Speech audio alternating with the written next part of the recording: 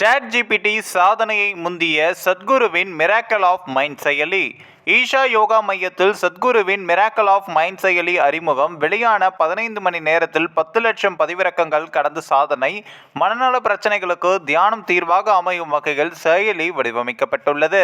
கோவை ஈஷா யோகா மையத்தில் பிரம்மாண்டமாக நடந்து முடிந்த மகா சிவராத்திரி விழாவில் சத்குருவின் மிராக்கிள் ஆஃப் மைண்ட் இலவச தியான செயலி அறிமுகம் செய்யப்பட்டது. இதுவரை இல்லாத சாதனையாக வெளியான 15 மணி நேரத்தில் 10 லட்சம் பதிவிறக்கங்களை கடந்து ChatGPTயின் சாதனை முந்தியுள்ளது.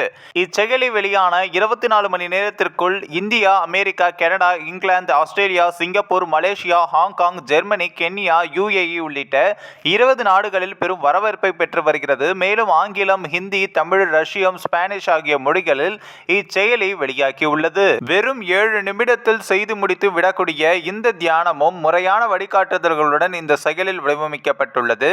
இதன் எளிமை மற்றும் பயனுள்ள வடிவமைப்பில் அனைவரையும் கவர்ந்து வருகிறது என்பதும் குறிப்பிடத்தக்கது. மேலும் மனநலத்திற்கு தியானமே பிரதான தீர்வு என்பதை உணர்த்தும் வகையில் புதிய அடையாளமாக இச்செயலி அமைந்துள்ளது. செயற்கை நுண்ணறிவு தொழில்நுட்பத்தில் இயக்கப்படுவது இச்செயலின் மற்றொரு சிறப்பம்சமாகும். தியானம் மட்டுமின்றி சத்குருவின் விரிவான ஞானத்தை, பார்வையை, வழிகாட்டுதல்களை இந்த செயலில் வழங்குகிறது.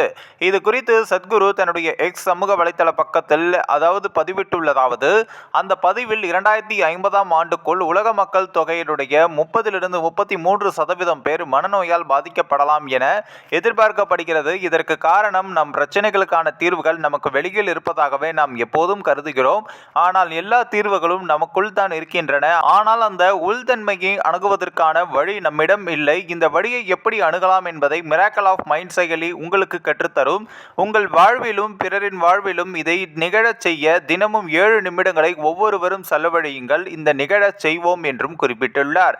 இந்தியாவில் 60-70 மில்லியன் மக்கள் மக்கள் தீவிரமான மனநல பிரச்சனைகளால் பாதிக்கப்பட்டுள்ளனர். மேலும் உலகில் மிக அதிக தற்கொலைகள் இந்தியாவில் நடைபெறுகின்றன. தேசிய குற்றவியல் பதிவகம் NCRB வெளியிட்ட அறிக்கையின்படி 2022ஆம் ஆண்டு மட்டும் 1.71 லட்சம் பேர் தற்கொலை செய்து கொண்டுள்ளனர்.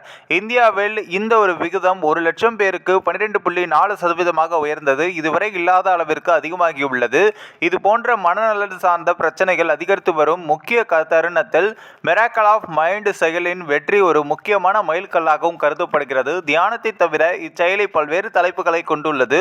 இது ஒரு விரிவான ஆரோக்கிய கருவியாக அமைகிறது. இந்த இலவச செயலி ஆங்கிலம், இந்தி, தமிழ், ரஷ்யன் மற்றும் ஸ்பானிஷ் போன்ற பல மொழிகளில் கிடைக்கிறது. இது உலகளாவிய பார்வையாளர்களுக்கு அணுகக்கூடியதாகவும் அமைகிறது.